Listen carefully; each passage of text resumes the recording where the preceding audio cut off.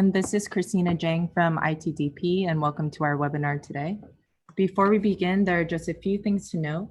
The webinar will be recorded, and both the recording and PowerPoint will be available online on our website within a week.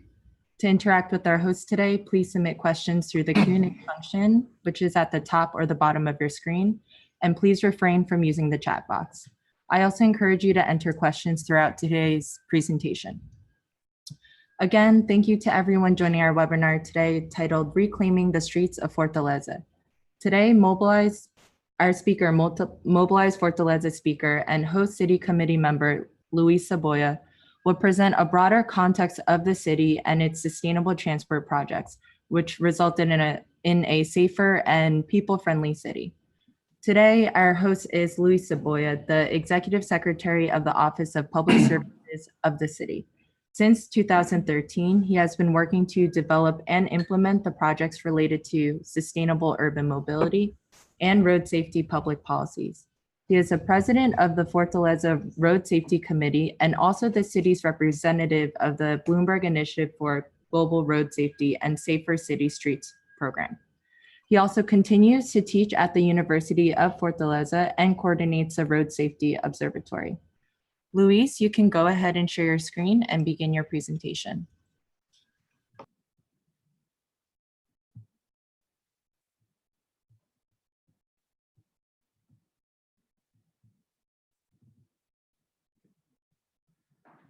Hello, everyone.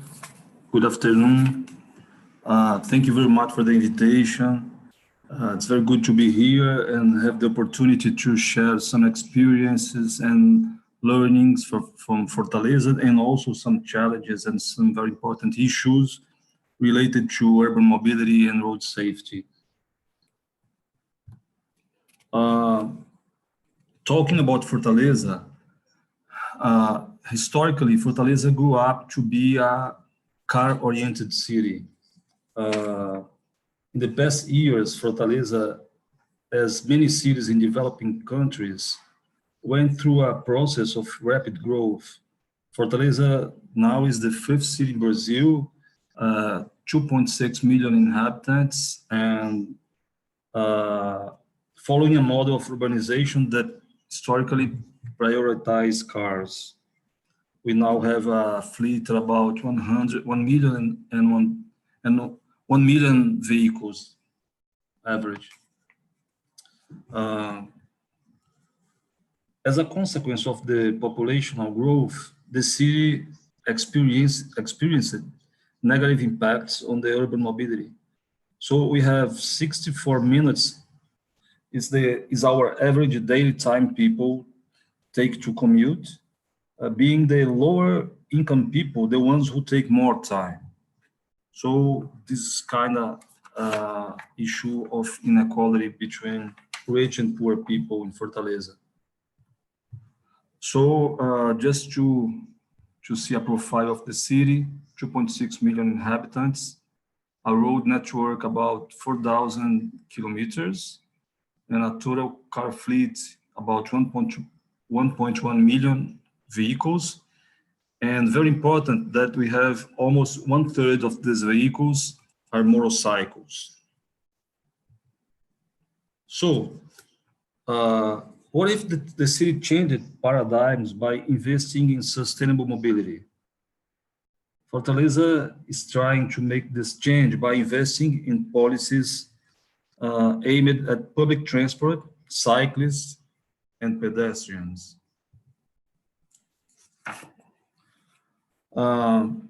So, in the last, just minutes. Okay. So, following a worldwide trend at the beginning of the decade, a drop in demand for public transportation occurred in the city. Since 2013, the municipality has developed several projects to recover demand and make public transport more attractive. We have, for example, we have the Bilhete Único, is a public transport smart card that allows integration within 2 hours. Before that, people needed to go to the bus terminals to change buses. Now they can do it anywhere.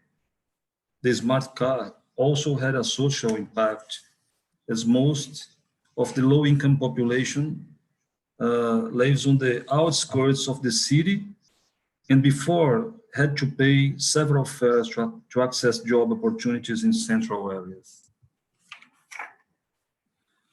So as a way of prioritizing public transport, the city also invested in the implementation of dedicated bus lanes. We had in the past 3.3 kilometers of bus lanes, and now we have almost 110 kilometers. That means 32 times more when compared to 2013. As a result, our operating speeds increased by an average of 80%, and travel time for passengers has decreased significantly. Among the dedicated lanes, we have two BRT infrastructure. They were implemented in the past years. And seeking to provide greater comfort for passengers and to attract more passengers, the bus fleet has been replaced with buses with Wi-Fi, internet, and air conditioning. So now we have 100 of the buses. They already have internet, and 30% have air conditioning. And having air conditioning in Fortaleza makes all the difference because it's very hot here.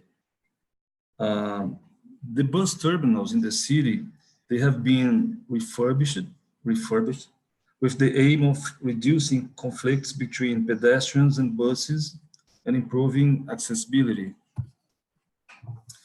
And we also use technology, making use of technology in 2015. The city launched one app, a bus app called Meu Ônibus, that means my bus, to provide real-time information to passengers, among other features.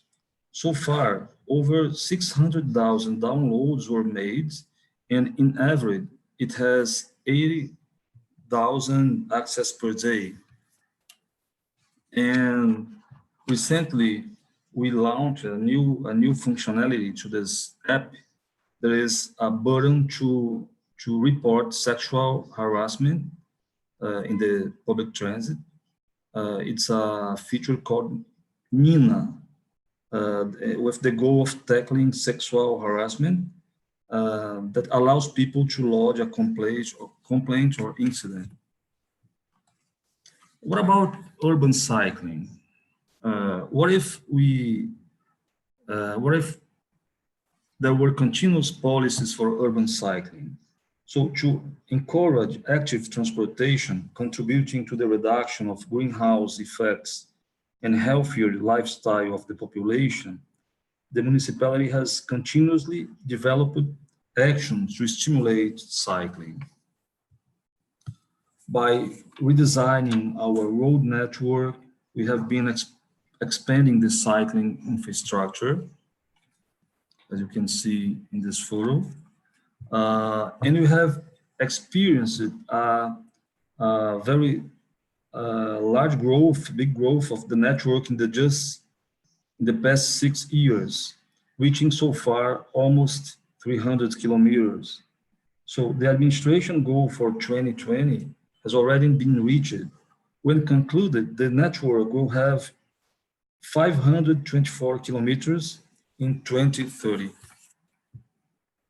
Just to give you an example, this is one of our main avenues. Just a minute.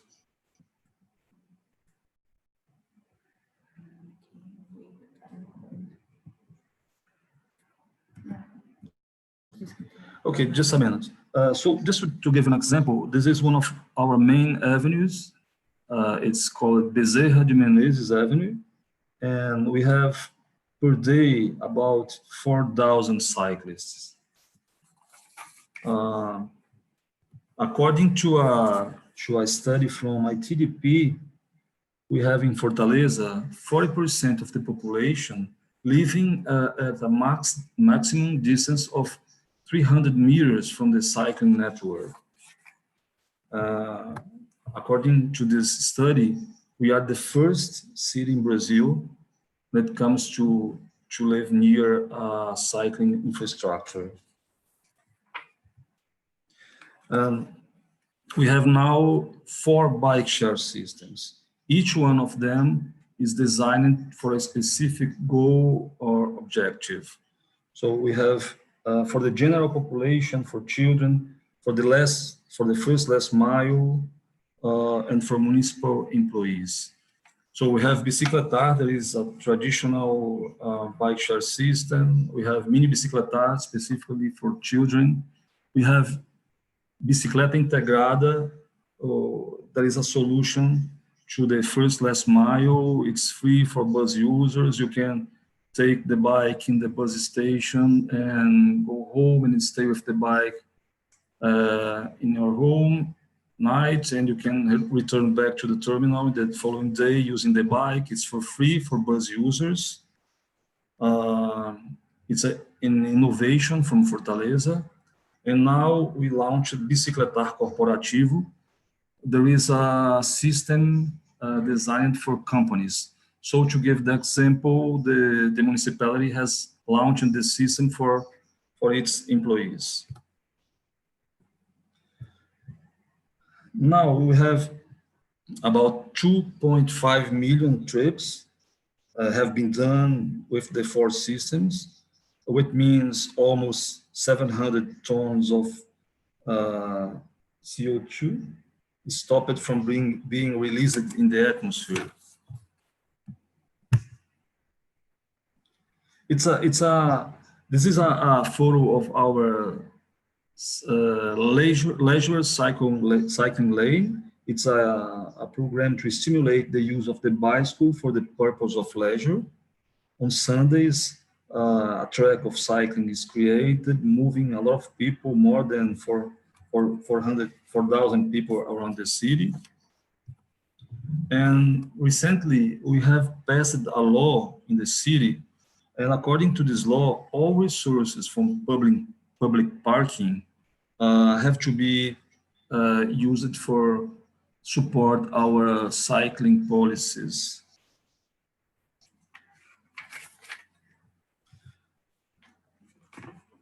And what about electric mobility concepts? How can we translate this to our context in Fortaleza?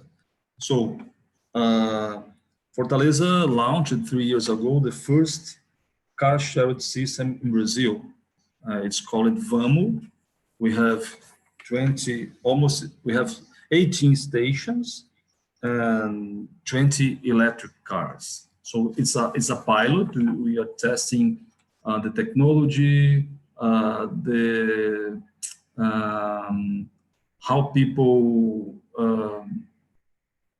people get used with the system, the challenges related to technology, to the app. So it's a pilot, but we're trying to expand in the future the system. Now we have about 25 users per vehicle and 4,200 trips. And what about pedestrians? What get more space for their displacements? We are reclaiming the streets for pedestrians, making them protagonists of urban life. Through the redesign of roads with new elements, road signs, urban furniture, we have been changing the urban environment and perception of people about mobility and road safety. So this is a photo of one of first traffic calming area. And by reducing car speed and creating traffic calming areas in school zones, we are facing this challenge. Implementing raised crossing next to busy areas, for example, around the children's hospital, This is a hospital area, creating diagonal crossings to facilitate pedestrians' life. And recently, we redesigned a cultural center area, prioritizing pedestrians and cyclists, which had a great impact in the city. In this case, we have 4,000 square meters of space that were reconquered for pedestrians. This is the before after, with road signs and street furniture, a space that used to belong to cars or was taken by pedestrians. These actions of reshaping roads allow us to implement the cycling infrastructure to correct road design by making the streets safer for pedestrians and to prioritize public transport. And that's the outcome. We have a reduction of road mortality 4 years in a row. 40% reduction since 2014.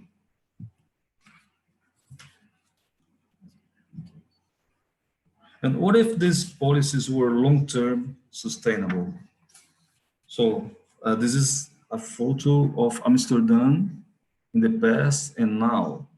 And we know examples around the world of cities who managed to continue with their sustainable mobility policies for many decades. So this is a process. You have to have sustainability and continuity in our policies to change mindset and to change the situation. And what are the next steps in Fortaleza? So what do you need to do to become the cities? We are open to good international and national practices, use of technology as a tool to support projects, and we test the projects through pilot projects, collecting data to measure impacts. Here are some projects in progress in the city. Public transport on demand. We are working with the bus companies to run a pilot project about this. And electric buses, understanding that vehicles are the biggest polluters of the environment in cities and that electric mobility is the future. We are working on a pilot project to test electric buses in the public transport system. What about micromobility? Scooters and dockless bikes. We have recently passed regulations that explore the local market, not over-regulating, but trying to avoid that the bad experiences of other cities do not happen here, especially with issues related to road safety, to the safety of the users. We are expanding our projects of tactical urbanism and traffic calming zones to other areas with intense circulation of pedestrians, with a special focus on school areas. Until 2020, 20 more kilometers of dedicated bus lanes and 140 kilometers of cycling network are planned. And finally, through the resources from public parking, the municipality will be able to provide 130 more stations to the bike charge system, 15 to the mini bicicletar for children, as well as install over 2,000 bike racks around the city. All of it this year. So all our efforts are to rapidly transform Fortaleza into a multimodal city, where public transport, cycling, and walking are a priority in more equitable spaces. And for rethinking the way we design and regulate our city, we have accomplished many results and received a lot of recognition. So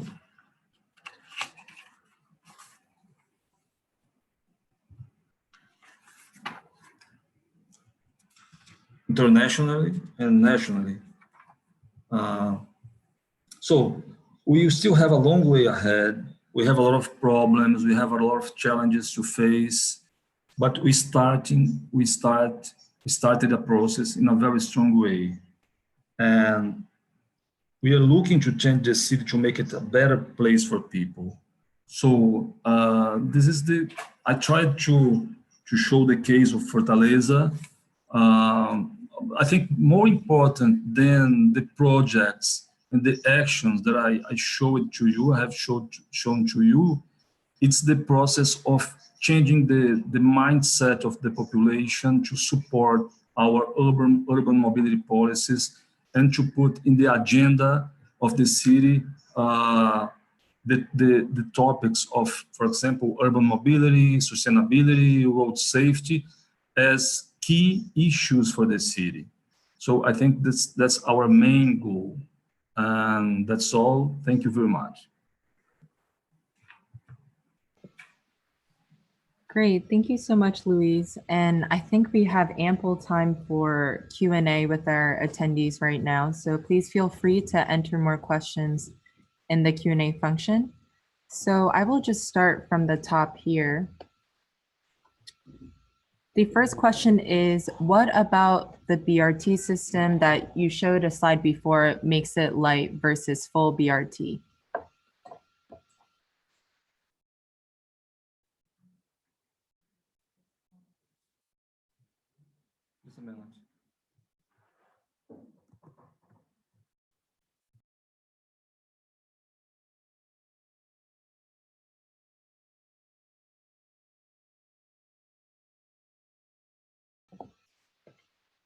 Luis, we can also answer from our side if you would like. Okay, it's called BRT Light because according to some classifications, below 3 kilometers, they're not classified as classic BRT, but BRT lights. It's just a classification. But it functions as a BRT. We have dedicated lanes specific for buses. So you can consider that they are two BRTs. Great, thank you, Luis. The next question here is, how does the smart card enable discount fares for low-income populations?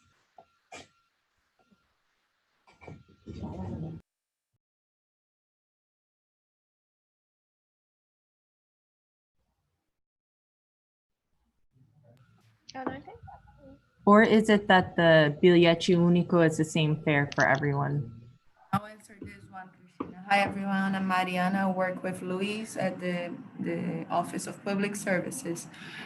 When people are doing they register to get the smart card, they insert their profile, the socioeconomic profile.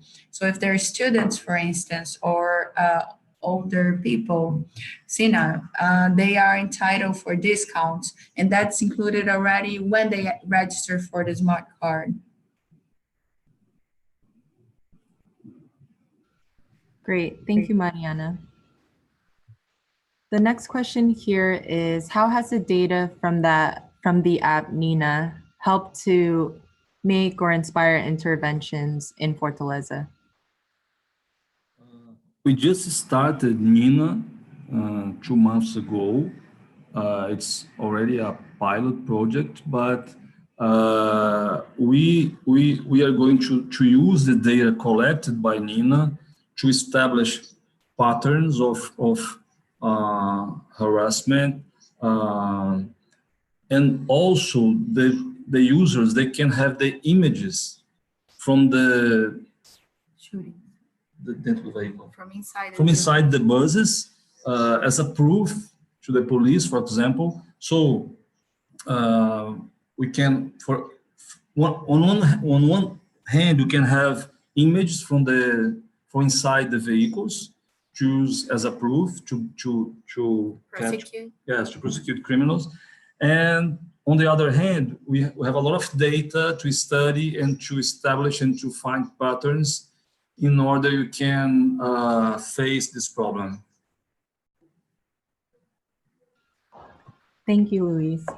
The next question here is, were the dedicated bus lanes made from travel or car parking lanes? And also, what was your reaction and how was that reaction managed from drivers?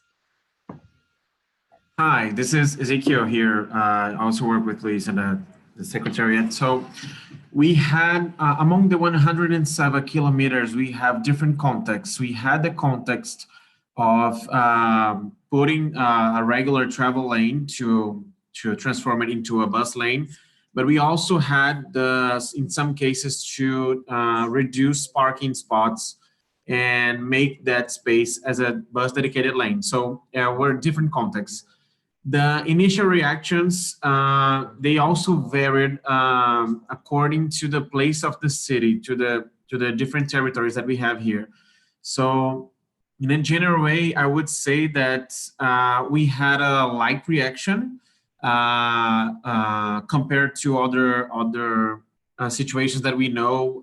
For example, we know that São Paulo faced a lot more controversy on that issue. But we had a general, I would say, light reaction on that. Media was on our side, and I think I would say that this helped the project to become a program as a whole, so we can reach the 107 kilometers.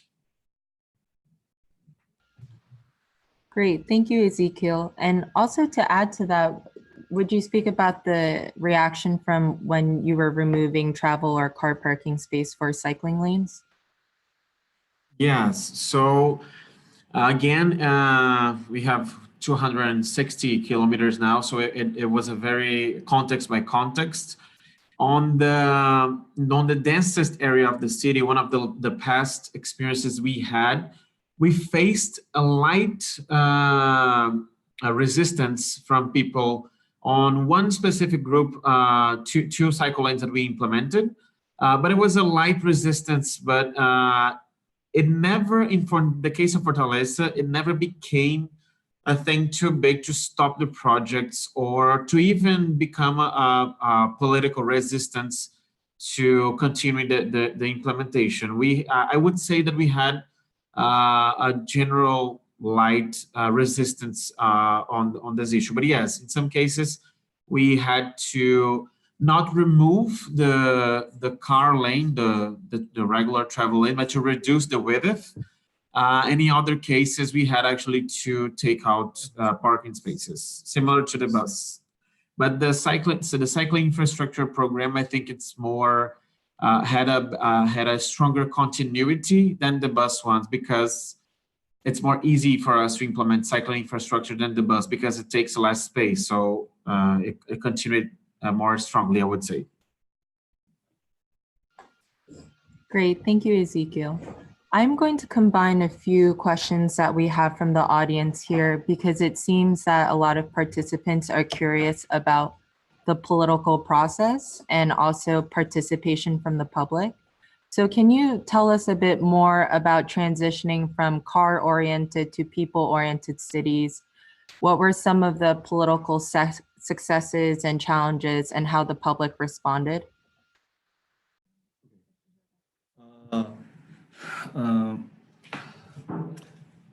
I think that we are in a practical way, we started this process by doing cycle lanes, by doing bus lanes, by implementing traffic calming zones. I think we have a practical hands-on approach here in Fortaleza. We have the support of our mayor in a very strong way. We have a very good team of technicians, and we have achieved the support of the population. Most of times most of our projects, we have the support of population. So also the media has been aligned with this agenda, which is very important for us. So I don't have a recipe, but I think that a lot of attitudes that move us on the right direction. Great, thank you, Luis. The next question here is, do you know how the Modeshare changed from when you started the sustainable mobility efforts 6 years ago? Yeah, we don't have a Modeshare perception right now in general to the city, because the past origin destination survey we had is from 1996, and right now is we are ending the second version that we have, so we don't have this data updated yet. What we can tell is from the perception from where we implemented the cycling infrastructure, we had a very significant growth of cyclists riding those infrastructures. Also, the bus dedicated right after the implementation of the single fare tickets and the bus dedicated lanes, we had a specific peak on the bus demand on that year. So we don't have a specific sense of Modeshare right now for the city. This is in an ongoing process on this survey, origin destination survey. As soon as we have this data, we would be glad to share with you. Great, thank you, Ezekiel. But more specifically, do you have any numbers regarding increases in the bus ridership? Right after the implementation of the single fare tickets, we had a peak from 2014 to 2015, which coincided with actually from 2013 to 14 and then 14 to 15. So it coincided also with the first round of implementation of the bus dedicated lanes. We were able at that time to reach the same level of demand from 20 years ago, like comparing 2015 to 1995, because from 1995 we had a descended curve on bus ridership, and then we have a growth from 2012 and then to 2008, and then it started to decline again. But then it peaked again after the implementation of the single fare ticket, combined with this first round of the dedicated lanes.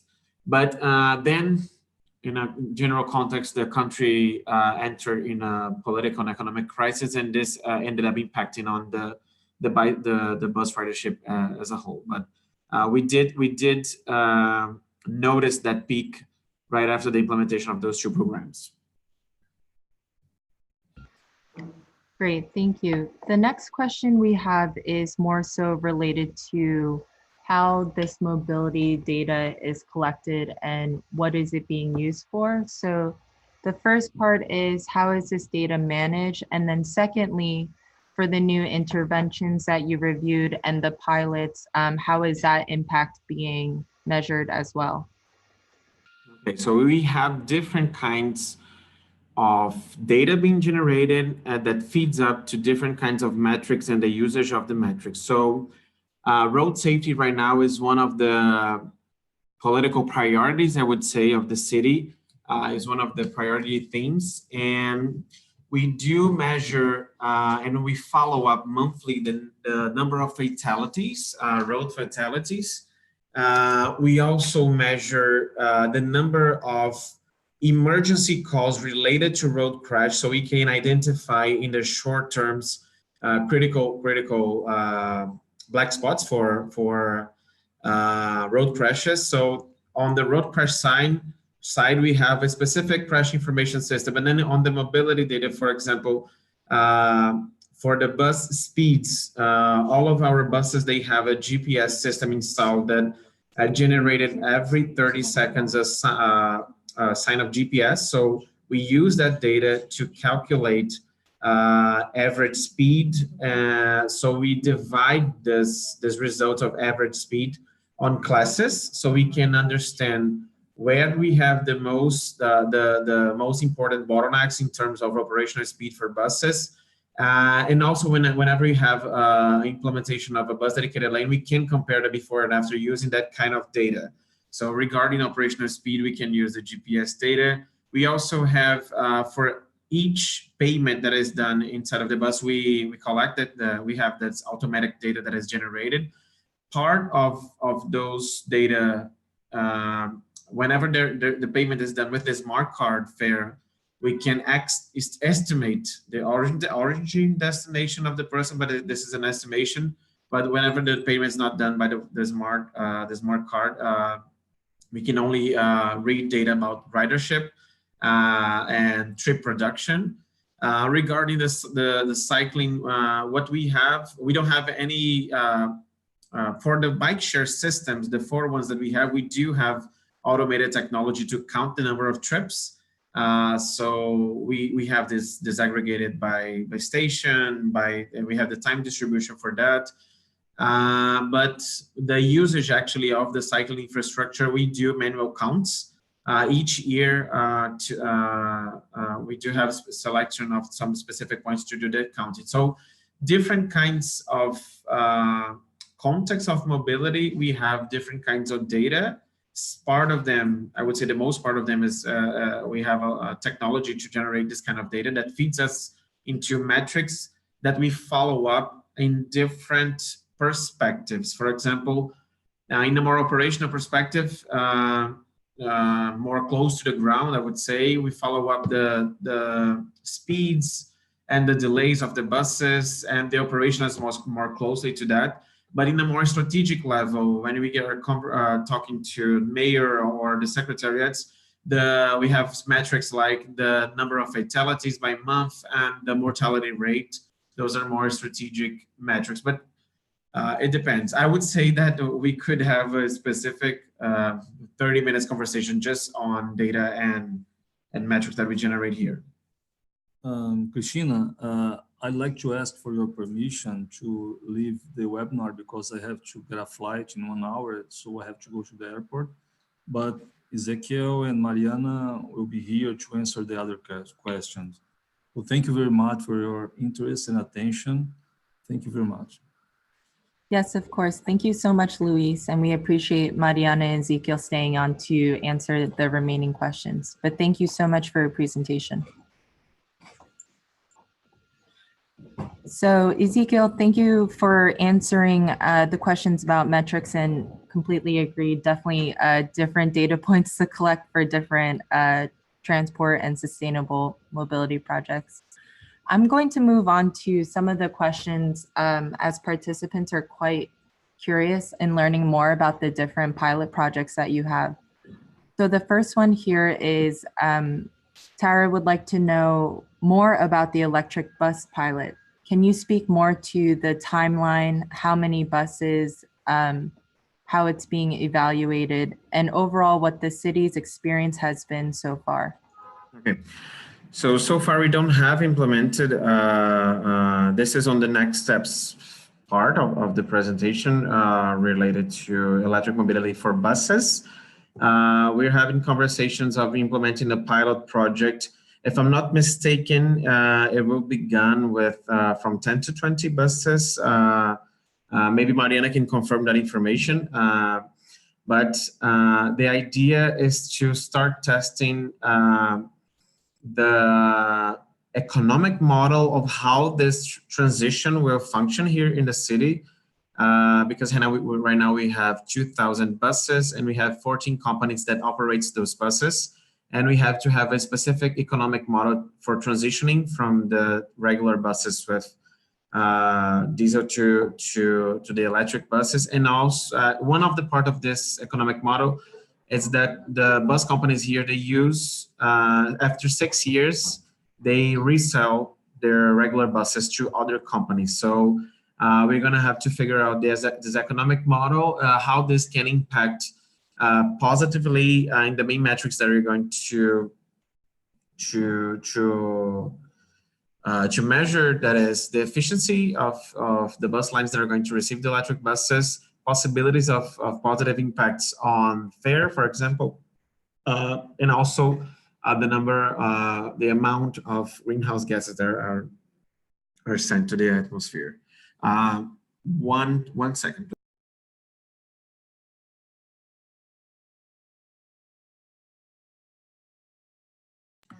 So yes, I just confirmed with Mariana, it's 20 buses, and the timeline for that.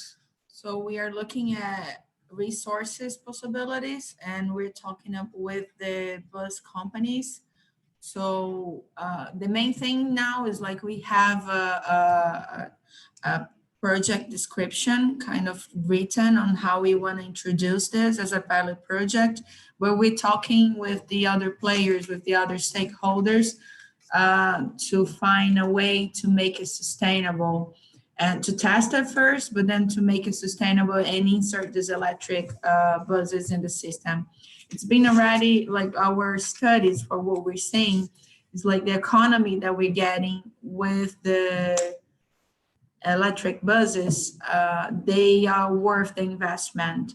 So it's the timeline for this is probably for the next semester we start running this project.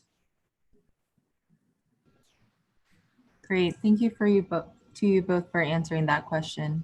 To continue with the questions about pilots, we have this question from Angie. Can you speak more about the car sharing and bike sharing, how they move from pilots to implementation?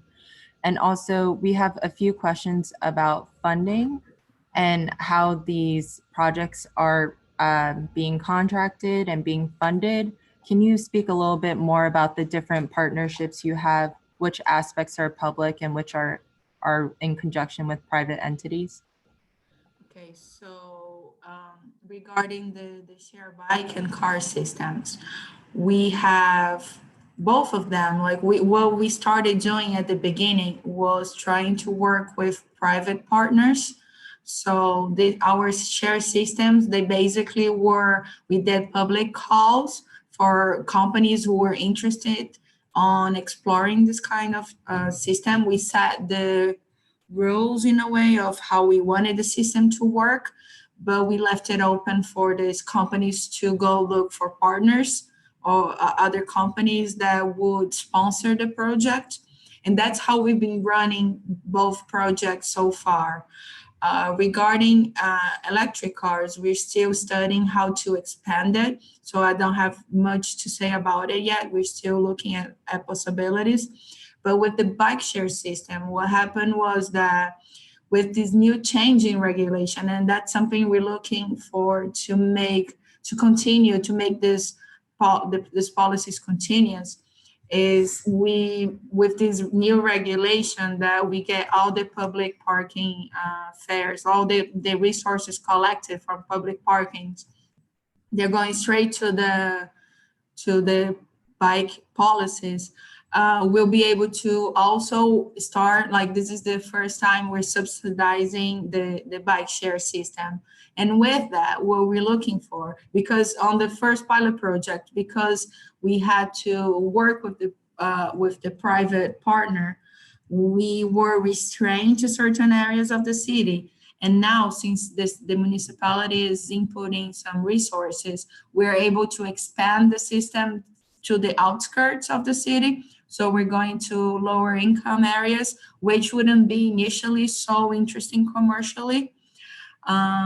So that's what we're doing now. Like that's a sustainable way of maintaining this project, but also all the other projects related to bikes. So that's what we're trying to, that's one of our sources of funding. Implementing other projects, we try to be creative here. So our office works with the public realm in general. So we have this, we call umbrella contracts, where we deal with road maintenance and signing road signs and things like that. So we were able to use these contracts to make these interventions. And to be honest, they are not high costs. They don't cost much to change the design. We, of course, sometimes look at some of the projects, we test them. So this is a good way of demonstrating to the public, to other cities technicians that this kind of change is possible, because with not spending much money, we can test the design, and then maybe a capital project will happen afterwards. So that has happened as well.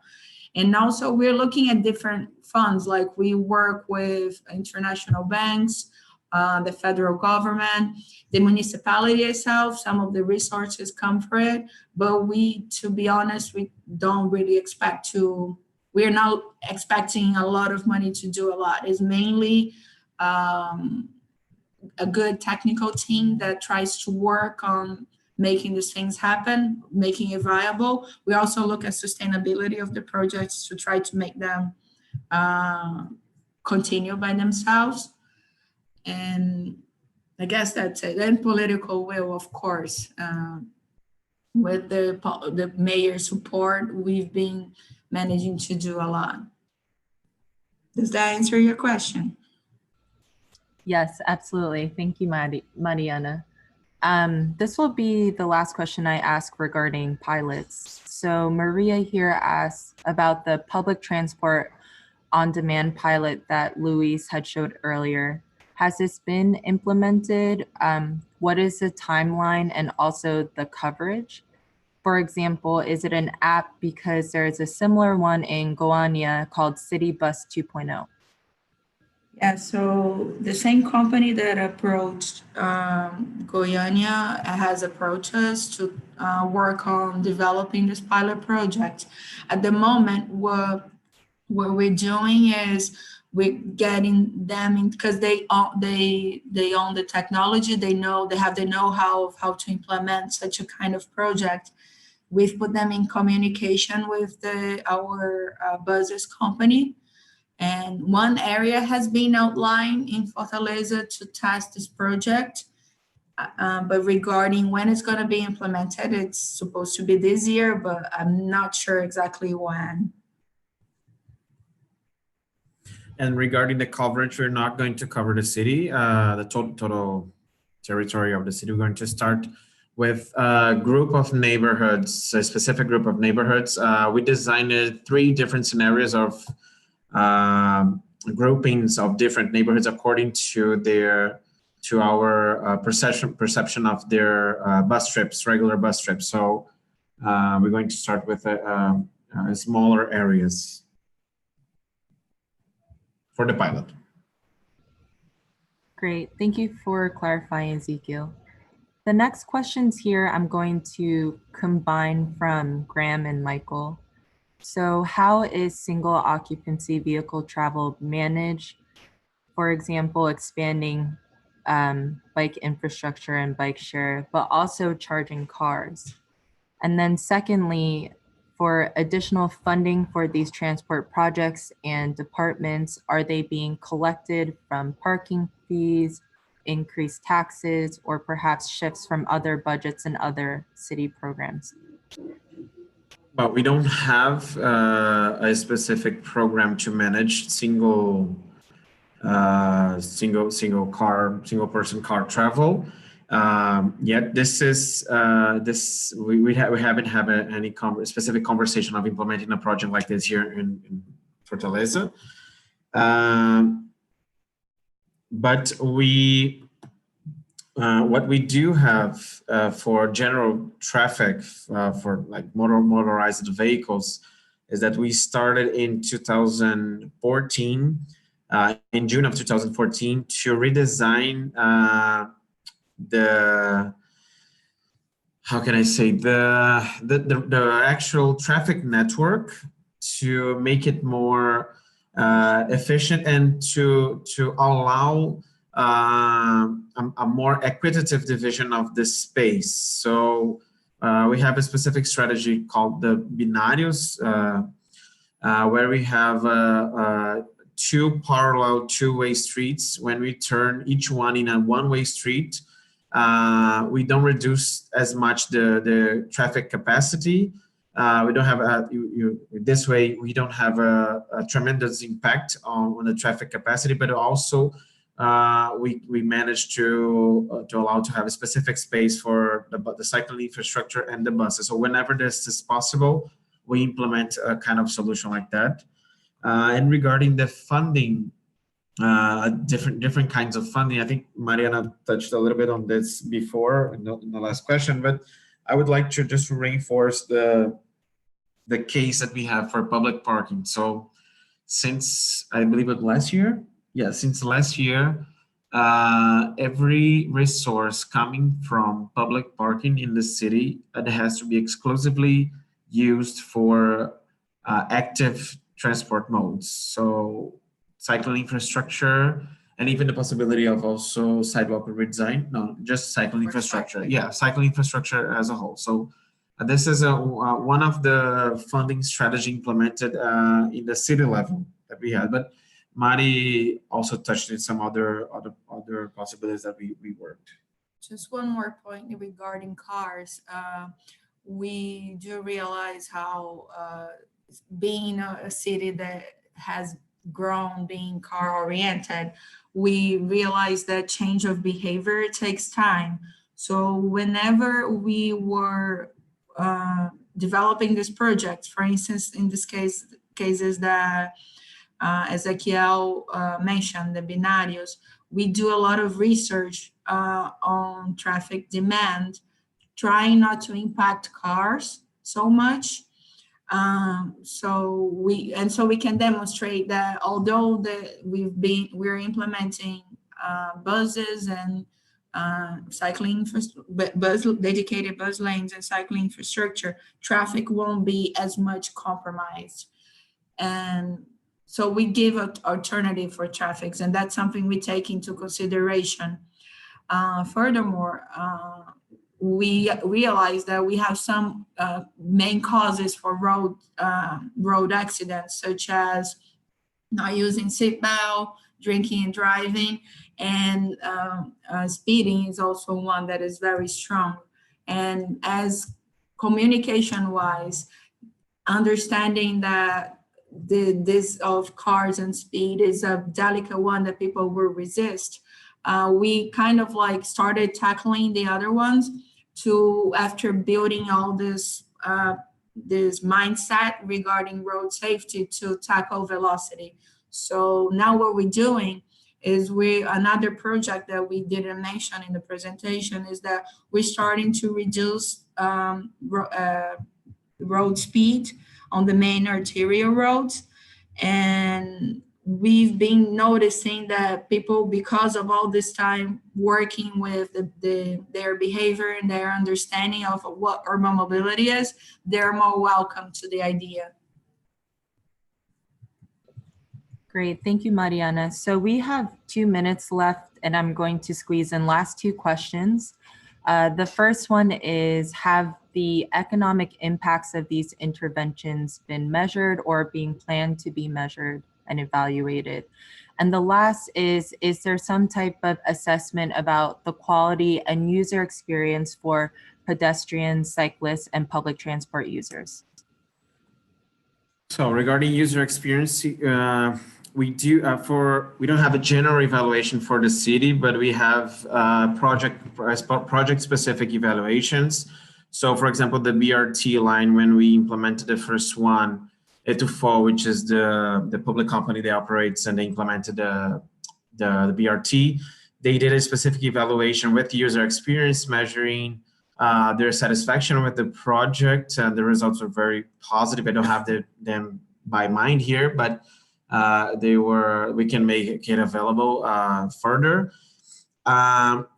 For those kinds of pedestrian interventions, the traffic calming areas, and also the technical urbanism projects, what we do in those areas is we call the population to do their evaluation and a before after, where they compare, not for the traffic calming areas because they are entering. They are long-lasting intervention because they mix with infrastructure. But for the tactical urbanism, we call the population so they can vote or what they prefer. We put pictures from the before and after, and they can experience the intervention.